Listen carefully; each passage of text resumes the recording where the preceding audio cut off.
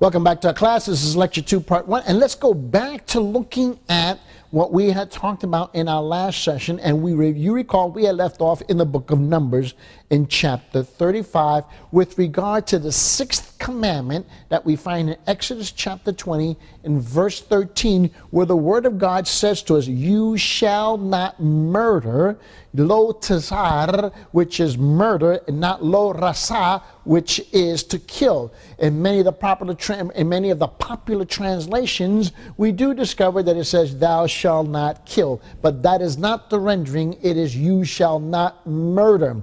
And you recall we had left off in Numbers chapter 35. So let's return there to Numbers chapter 35. Now, the biblical requirement is unequivocal, and it is for this reason that the biblical law denies a court or other human institution the authority to pardon a murderer or to commune the death penalty into ransom as clearly stipulated in the injunction. Now, let me explain what that means.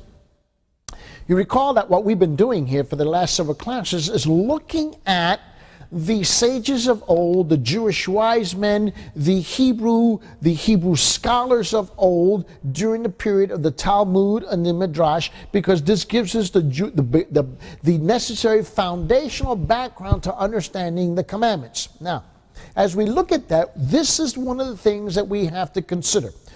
At least in the modern era that we're living in, and at least in our country that we're living in, at least here in the United States, all 50 governors, and we have 50 states plus the President of the United States, they've been given the authority by law, human law, that the President of the United States has the ability to commune or pardon a criminal if he so chooses to do so. So does the 50 governors. Every state has a governor. They have that authority and they have that power. Now, it's used mostly for political reasons, and in some cases, they're able to pardon people who were unjustly prosecuted. And I think that's a good thing. However, by and large, to commune somebody who's been found guilty and proven to be guilty, okay, is clearly contrary to the word of God and the command of God. We find that here in Numbers in chapter 35. Note what it says here in verse 31. "Moreover, you shall not take ransom for the life of a murderer who is guilty of death, but he shall surely be put to death." Now, I want you to see what it's saying. Moreover, you shall not take ransom in our modern era. You shall not take a donation from a political contributor. You follow me? For the life of a murderer who is guilty of death, but he shall surely be put to death. And what do we find today? We have a lot of that going on, which is a direct violation of the scriptures and the commands of God. However, the text hastens to clarify the competent witnesses must attest to the guilt of an alleged murderer, and the murderer shall be slain at the mouth of witnesses, but one witness shall not testify against any person that he died. Now, I want you to note this. And it's really important, because in order to accuse somebody of having violated the sixth commandment, "You shall not murder," the act of murder, the biblical law requires at least two witnesses. The biblical concern for justice is thus not only reflected in the demand that society avenge the murdered, but also that the alleged murderer not be subjected to any miscarriage of justice caused by false witnesses. Accordingly, it requires that there be two corroborating witnesses, and Jewish jurisprudence sets forth a process for the interrogation of witnesses designed to assure that the testimony they give is valid and corroborated, and at the same time preclude collusion. So what would happen was that under Jewish jurisprudence, okay, Two witnesses will be separated immediately. They will be interviewed separately, completely, and never allowed to come in contact with each other in order to avoid collusion. And they wanted to make sure that both people were saying the same thing about the same person, about the same act, and in this case, the taking of a life, what we will call murder. Okay?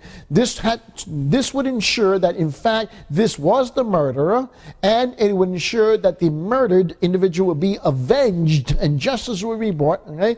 Also, it would ensure that the murderer has rights as well, that he would not be, or the person being accused of murder would not be falsely accused of something and put to death. That process is in place under this "thou shalt not murder." Now, I want to also draw your attention to Numbers chapter 35 and look at verse 30. If anyone kills a person, the murderer shall be put to death. And notice what it says, at the evidence of witnesses. Note the word, at the evidence of witnesses, not hearsay. But no person shall be put to death on the testimony of one witness. It required at least two witnesses. Now, in the modern era in which you and I live, okay, in which you and I find ourselves, not only do we have witnesses, verbal witnesses, personal eyewitnesses to an event, but we also now have DNA, we have fingerprints, we have all kinds of other technology that can prove without a shadow of doubt the presence of a person at the scene of a murder, etc., etc., etc. So now we have enhanced the ability to do this much more so today. In the Judaic jurisprudence system, okay, and tradition, here's what the commandment says. And listen to this very, very carefully. Thou shalt not murder has been understood to encompass, notice the rest, illicit killing, both by hand and by mouth, and would thus include providing false testimony that led to the execution of an innocent person, as well as the case in which a person is in possession of information which, if revealed, might save another person's life but fails to do so. So what we have here is that if someone falsely testifies and the person is executed, that person is guilty of murder. If a person withholds information, okay, that will shed light on the case that's being brought forth before the court here, okay, and the person is executed, you are now accused of murder. So you need to understand, thou shalt not murder does not only involve the actual person who committed the act of murder, but if your silence or your speaking up leads to the wrongful death of an accused person, okay, you are also guilty of violating this command, you shall not murder. The prohibition is also held to apply to a variety of other misdeeds short of felonious murder, but that are nonetheless considered illicit bloodshed. Thus, the rape of a betrothed woman is considered equivalent to murder. So if you rape a woman who is engaged to be married, okay, in this particular case, okay, you have committed the act of murder. Look what he says in Deuteronomy chapter 22, verse 6. 22, verse 26. Forgive me. It says verse 26. Deuteronomy 22, 26. But you shall do nothing to the girl. There is no sin in the girl worthy of death. For just as a man rises against his neighbor and murders him, so is in this case. So she is a victim. She is a victim, okay? And it says, just as a man rises against his neighbor and murders him, he who commits a rape in this particular case, he had shed blood of this woman because it was assumed that she was a virgin, okay? And he's going to shed blood, all right? And so now he is guilty of murder and he receives a death sentence. Now, the Hebrew scholars of old, the Jewish wise men, the sages of old, also considered a person who causes another's death by preventing the supply of food and water as though he had killed him. Now, listen to this carefully, because many of us sit in the church very smugged, okay? You cannot accuse me of murder We have people who are starving and dying all over the world for lack of food and water, and we have the resources, the wherewithal, and we sit in the churches smug with our arms crossed, praising the Lord, so forth and so forth. And the scriptures also teaches us that you are just as guilty having the ability to prevent that and not to do anything. Now let's go back and begin to look at this in light of our society today. You shall not murder. You will not murder. Lo tasar, okay, as opposed to thou shalt not kill. And I want you to draw your attention to this in Exodus chapter 20 and verse 13. Now, as we look at these introductory remarks, I want to draw your attention that murder, lawlessness, and violence are sweeping the earth at an incredible rate today. Hundreds of thousands of people are being murdered and slaughtered year after year throughout the world. The value of human life is almost worthless in some societies, and clearly in the society that you and I find ourselves, life has become worthless, so cheap that people have no qualms in taking the life of another human being. Two things. Society after society considers human beings, even young children, to be nothing more than chattel property, laborers existing only for the ruling class and the wealthy. That continues today. And society after society allows the constant barrage of violence and lawlessness to be shown in films and other media, shown even to small children, despite the undeniable impression printed upon the human mind and its terrible consequences. People have become so desensitized and hardened to lawlessness, violence, and killing that the front pages of our newspapers and news reports of television and radio are usually filled with all of these terrible crimes, which is why I waste very little time with it anymore.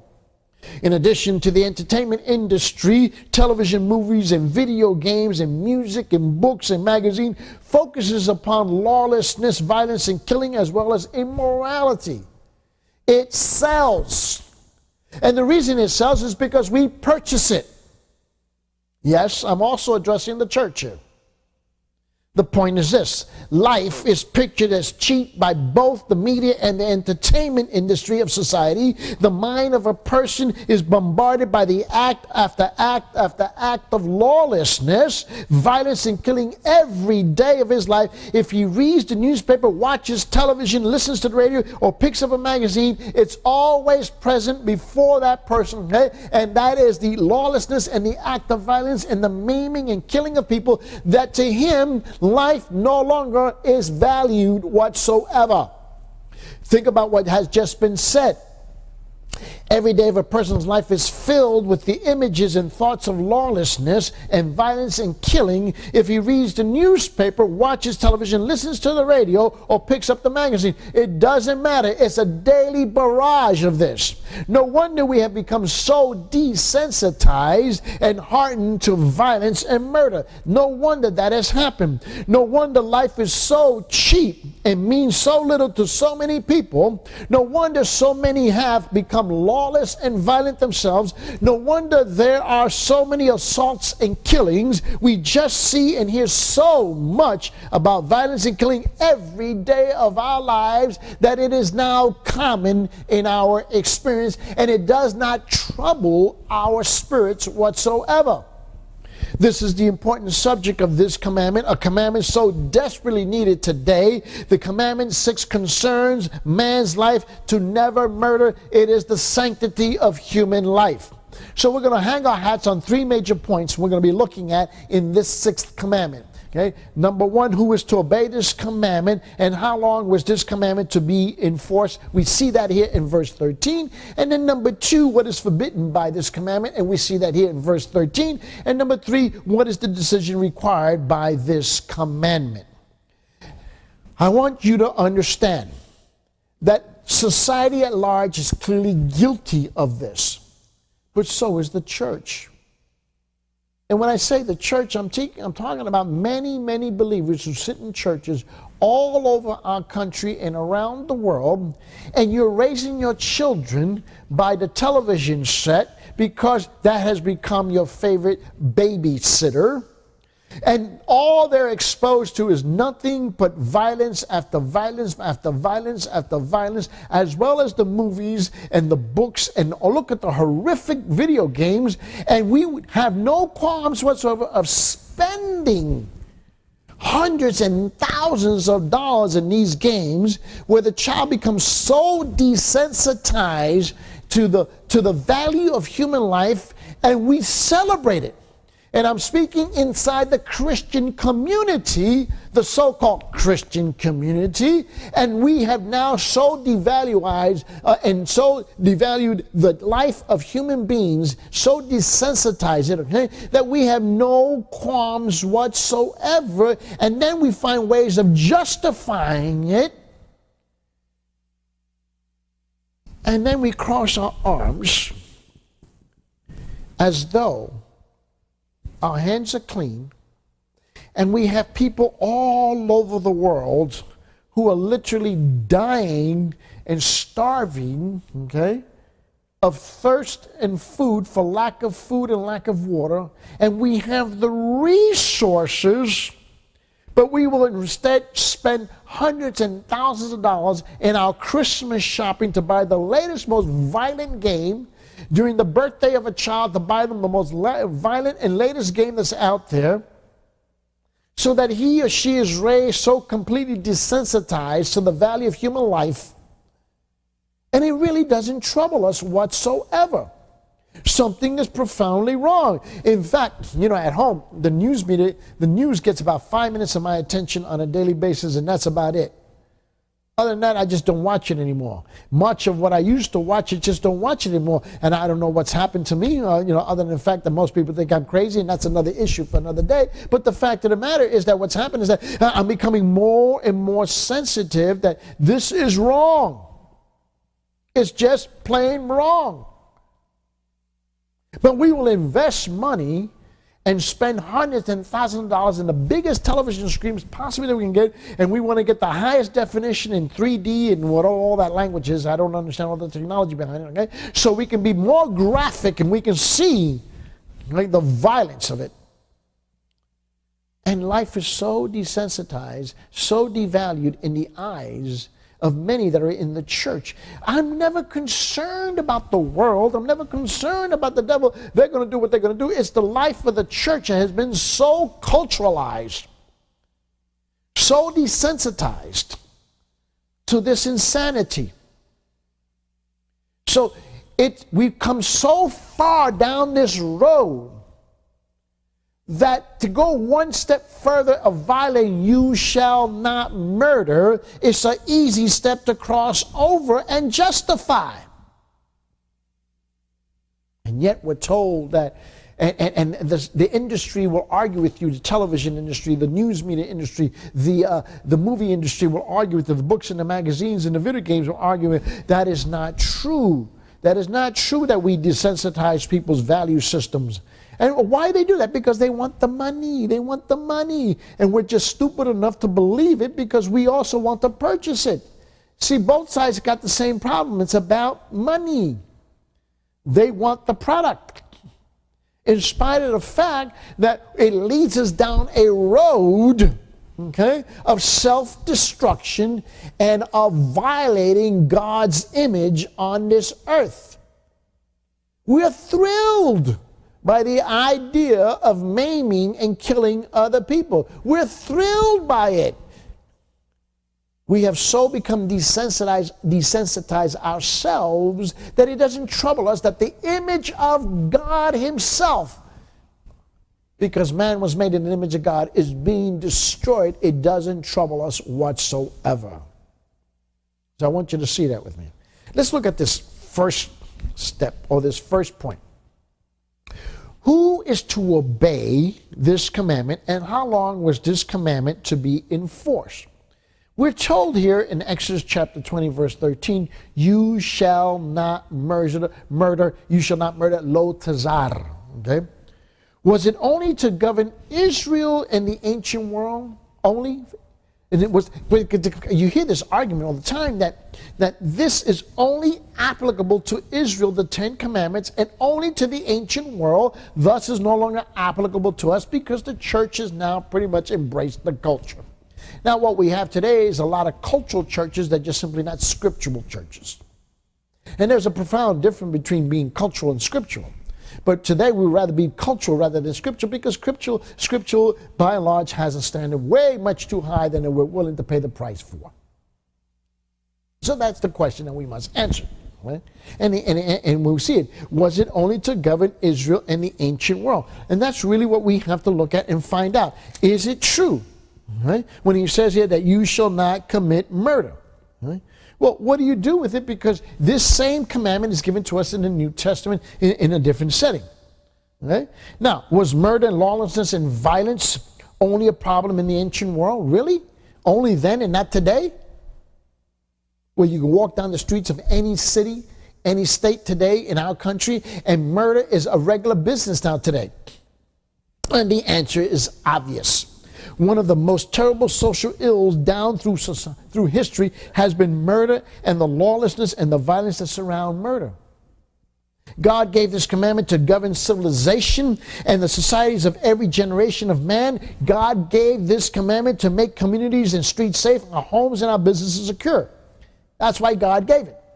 Now, when you look at this in Exodus chapter 20, and we're given this commandment, and I want you to see this with me in verse 13, you shall not murder. Okay? Look with me just briefly at Exodus chapter 21, verse 12.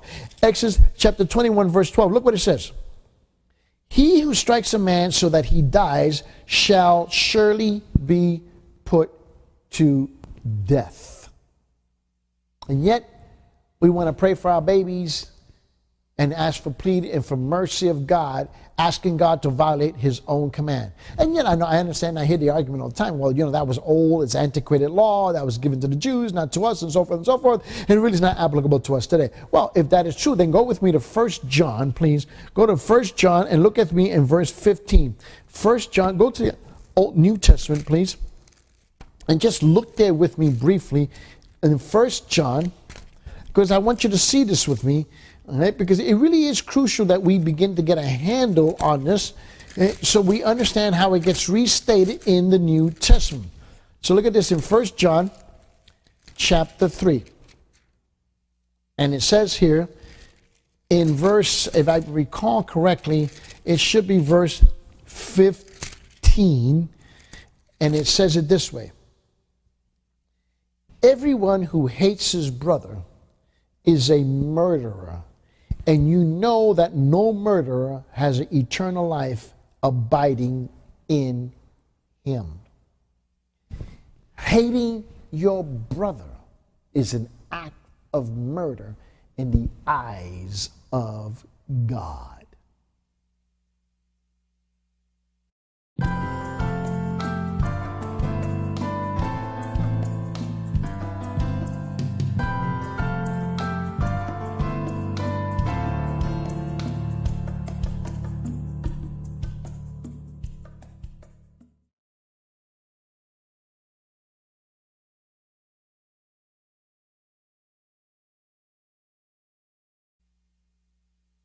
Welcome back to our class. This is lecture number 2, part 2. And let's return back to our outline. Now, we were looking at this commandment, the sixth commandment, you shall not murder, in Exodus chapter 20, verse 13, lo tazar. And if you recall, under the last point that we were discussing in the class, we were looking at who was to obey this commandment and how long was this commandment to be enforced. We said that what we had said was that was it only governed to Israel in the ancient world? And that's the question that we were asking, because that is the traditional argument that you hear a lot in the church. In fact, you hear it in the church, never mind in the world. Right? And that is that, well, this was only given to Israel, to the Jews during the ancient times. All right? And now let me ask you something. Was murder and lawlessness and violence only a problem in the ancient world? Now, we need to use a little bit of logic here. Is it true? Well, if that is true, then what's with the crime rate in our society today? It's off the top of the charts. It's past the charts. It's out of the roof. The number of murders that take place.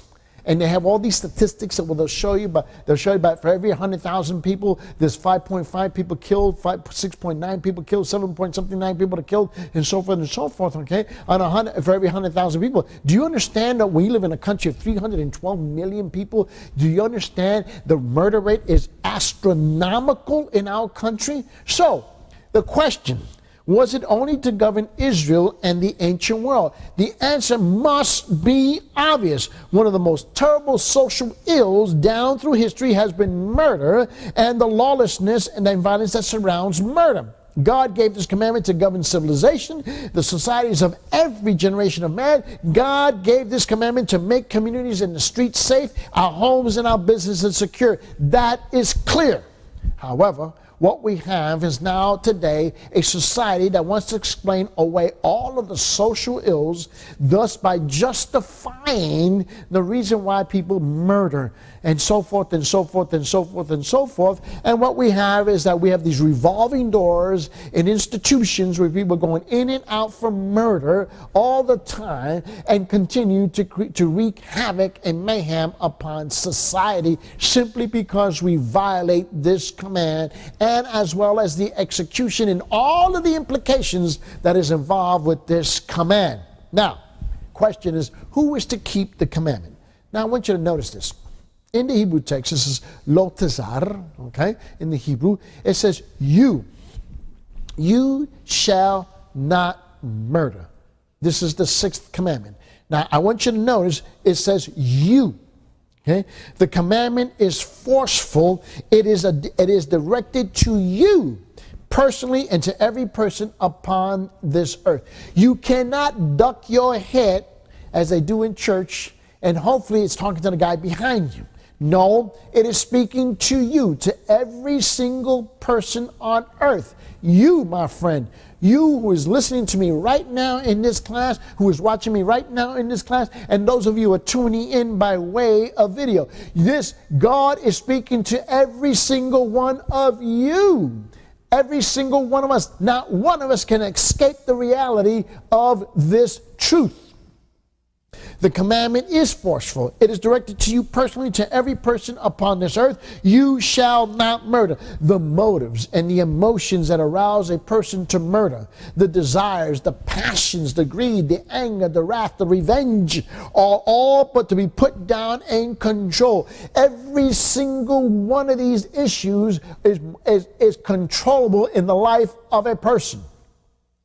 You, all of us, are responsible to obey this commandment. You are to control your anger, your passions, and your greed of your flesh when they are in fact aroused. God has given you the capacity to do so.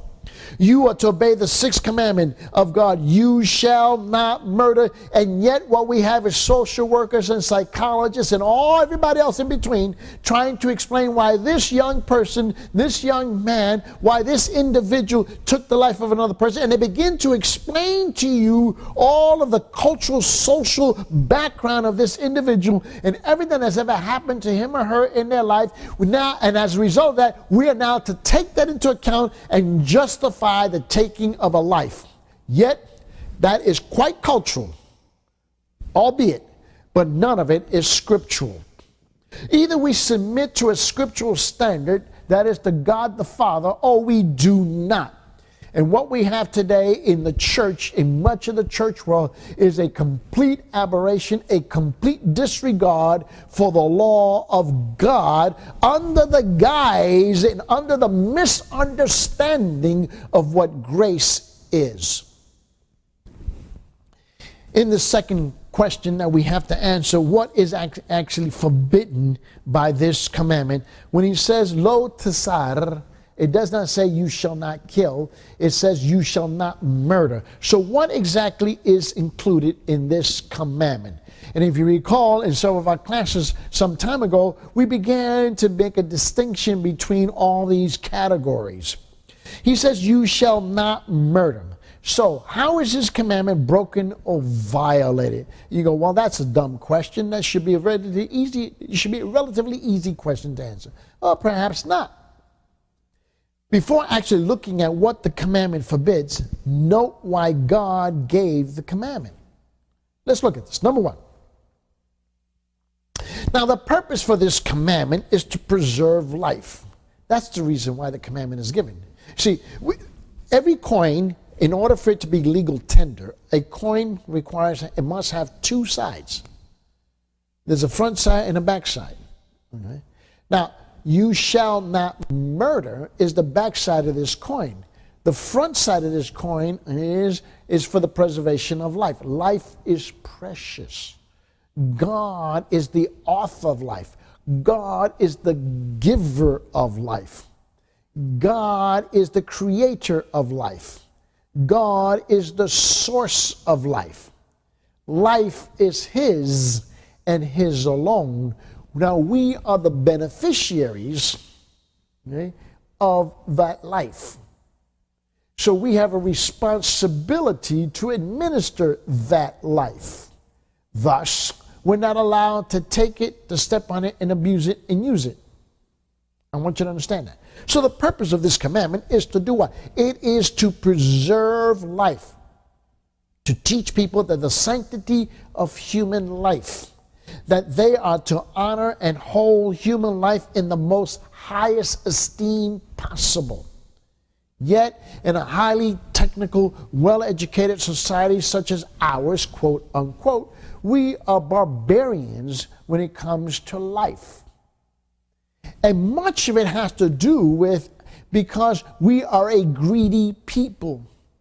Capitalism now drives our holy decisions. And because we are such good capitalists, okay, we allow the lawlessness to take place on our television screens. Excuse me. It is now ruling our lives to the extent that what has taken place now is that it now rules the television sets, the media screens, the movie screens, and so forth, our video games, because it's business. It's just business. Ladies and gentlemen, I'm here to declare to you, it is not just business. It's not. The purpose for this commandment is to preserve life. And in this process, we had this long discussion in our last class while people are being desensitized and life is being reduced to absolutely nothing, simply to dollars and cents. Man is created in the image and the likeness of God.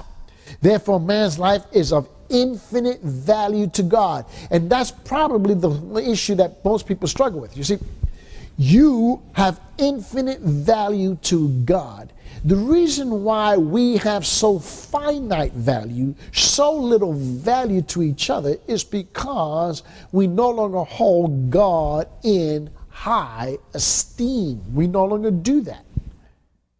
And we forget that He is the creator, He is the source of life. So since we devalue who He is in our lives, we can devalue the representation and the image of that life. Therefore, man's life is of infinite value to God. Now look at this. Let's go back to the very, very beginning of this. In Genesis chapter 1, verse 26 and 27. Look at this with me. And don't forget what we're talking about. We're talking about the sixth commandment, you shall not murder, here in Exodus chapter 20 and verse 13.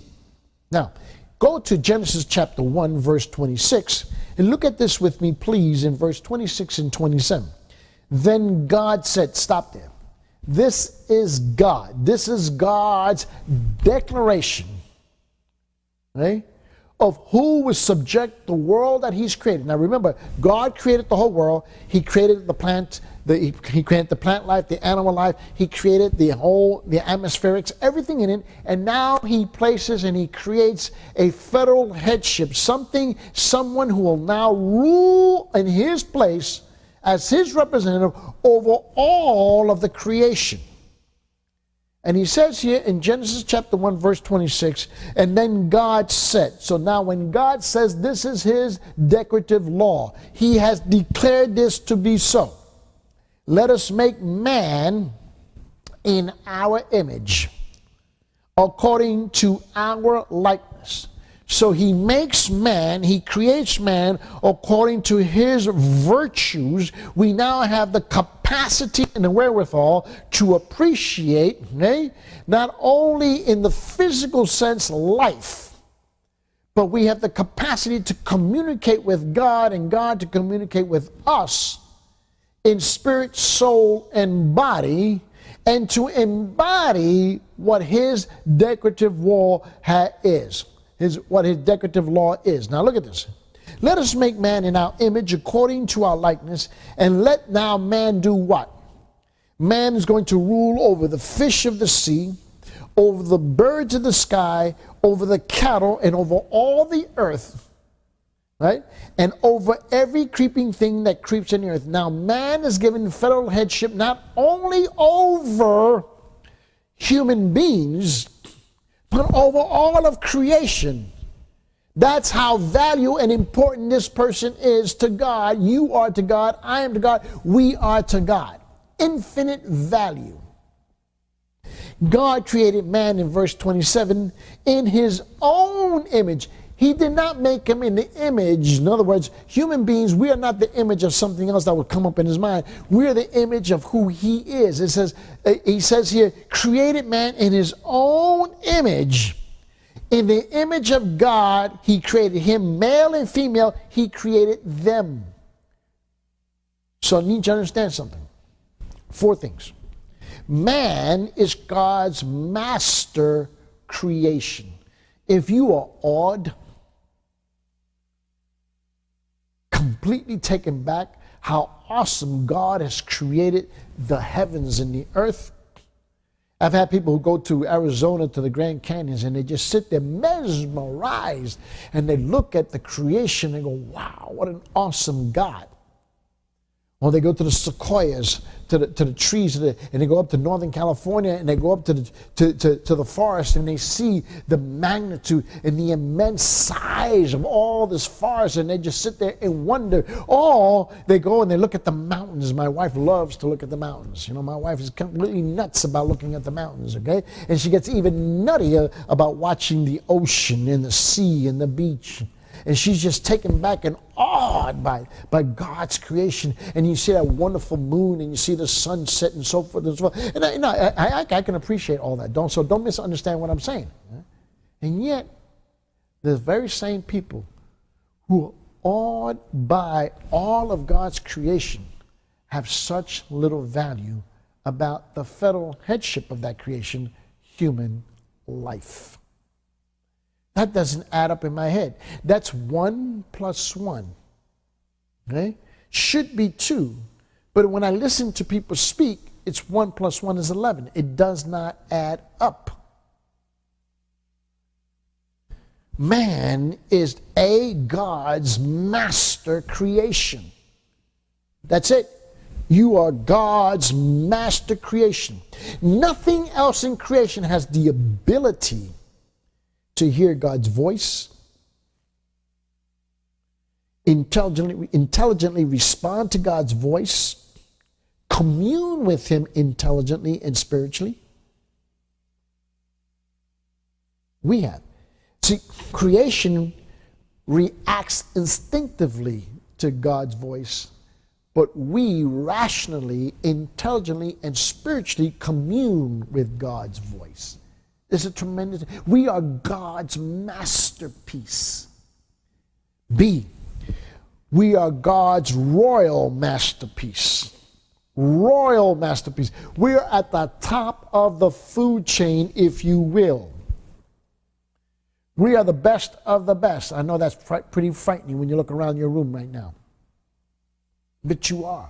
You are royals.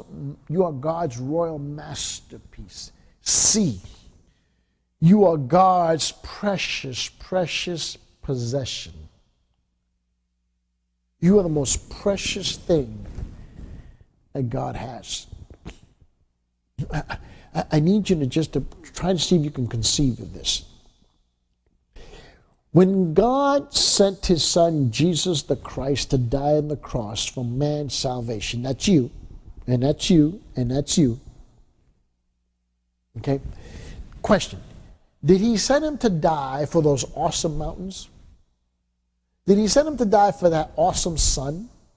Did he send him to die for that awesome sunset? Did he send him to die for those awesome sequoia trees? Did he send him to die for that awesome Grand Canyon? Those hillsides, those fields, did he send him to die for that? No. In fact, I want you to think about this just for a moment with me.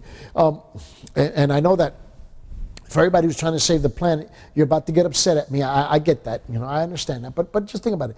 Did he send him to die for this planet? Did he send him to die for the whales? Did he send him to die for the dolphins? Did he send him to die for the toad rat? Did he send him to die for anything else you can conceive of? No.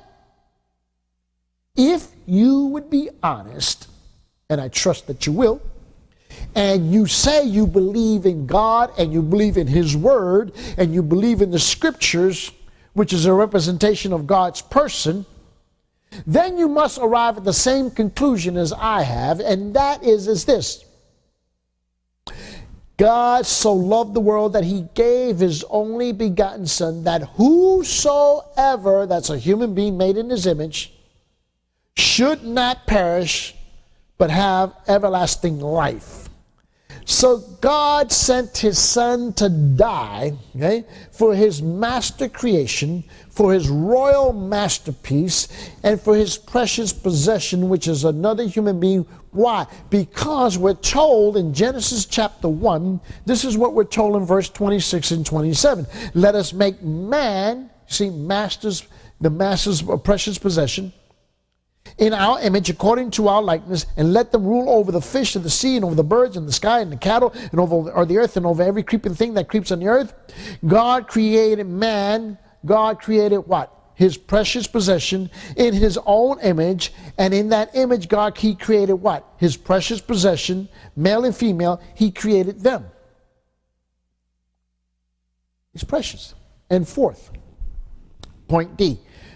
Man is God's priceless property. Just think about that for a moment with me. Just think about it for a moment. Man is God's priceless property.